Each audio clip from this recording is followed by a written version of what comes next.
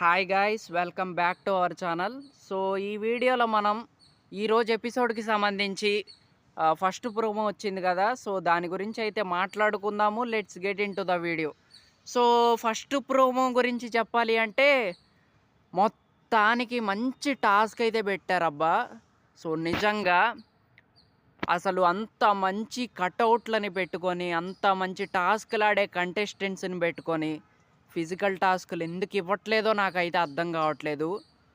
So ముందైతే ఈ promo గురించి మాట్లాడుకుందాము. ఆ తర్వాత నిన్నటి ఎపిసోడ్ గురించి అయితే ఖచ్చితంగా మాట్లాడుకోవాలి. So let's get in to the video.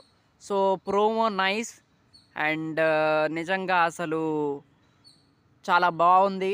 And task కూడా చాలా మంచి టాస్క్ అనే చెప్పాలి. మంచి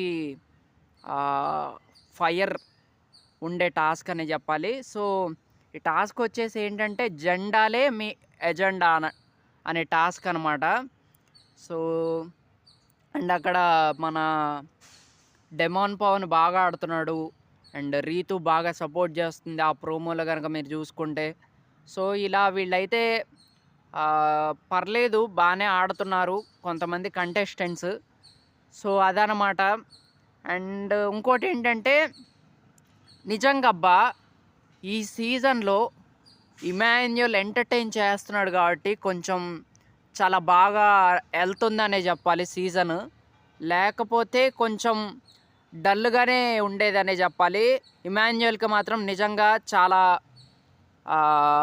థ్యాంక్స్ చెప్పుకోవాలన్నమాట. ఎందుకంటే తన ఎంటర్టైన్మెంట్ లేకపోతే ఖచ్చితంగా చాలా చాలా డల్గా వెళ్ళిద్ది సీజన్ మాత్రం. సో అది మాత్రం ఖచ్చితంగా చెప్పుకోవచ్చు అన్నమాట. సో నైస్ ఇమాన్యుయల్ సైడ్ నుంచి మాత్రం తన పాయింట్స్ కావచ్చు, అసలు నామినేషన్స్లో ఆ పాయింట్స్ పెట్టే విధానం కావచ్చు, తను అన్నీ ఓపెన్గా చెప్తున్నాడు. సో జెన్యూన్ అన్న ఫీలింగ్ అయితే వస్తుందన్నమాట తన విషయంలో. ఎంటర్టైన్మెంట్ విషయంలో మాత్రం తన 100% అయితే ఇస్తున్నాడు అనమాట. ఎక్కడ స్కోప్ దొరికితే అక్కడ ప్రతి దగ్గర కూడా చాలా బాగా ఎంటర్టైన్ చేస్తున్నాడు. సో దట్స్ గ్రేట్ థింగ్ అనే చెప్పాలి. సో అది. సో ఇక నిన్నటి ఎపిసోడ్ గురించి మాట్లాడుకుందాము. ఆ టాస్కులు ఏంటయ్యా, ఏంటి ఆ టాస్కులు? పానీపూరి బండి ఏంది, కాఫీది ఏంది, వాళ్ళు వచ్చి హాయిగా పానీపూరి తింటున్నారు.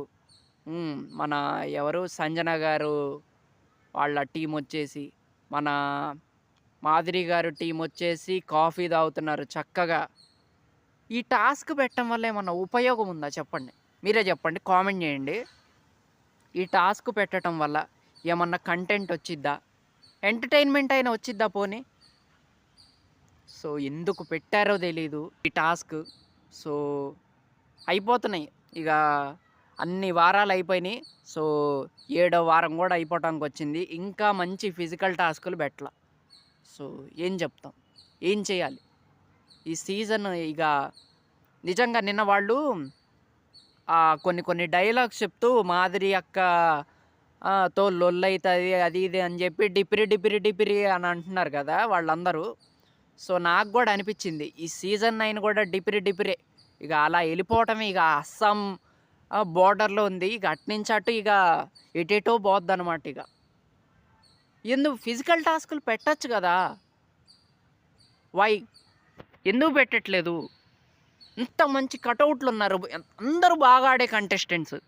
గౌరవ్ కావచ్చు, నిఖిల్ కావచ్చు, నిఖిల్ నాయర్, ఇంకా మనకి కళ్యాణ్ ఎంత బాగా ఆడతాడు, పవన్ కళ్యాణ్ టాస్కులు, డెమాన్ పవన్ ఎంత బాగా ఆడతాడు, ఇమాన్యుయల్ ఎంత ఎఫర్ట్స్ పెడతాడు. సో ఇంత మంచి కంటెస్టెంట్స్ని, మంచి టాస్కులు ఆడే కంటెస్టెంట్స్ని పెట్టుకొని మరి ఫిజికల్ టాస్కులు, మంచి టాస్కులు పెట్టకపోతే ఎలా ఎలా హిట్ అయ్యిద్ది ఈ సీజన్? నేను ముందు చెప్పా సీజన్ హిట్ అయిద్దని చెప్పా. నాకు ఇంకా నమ్మకం ఉంది, ఎక్కడో చిన్న హోప్ ఉంది.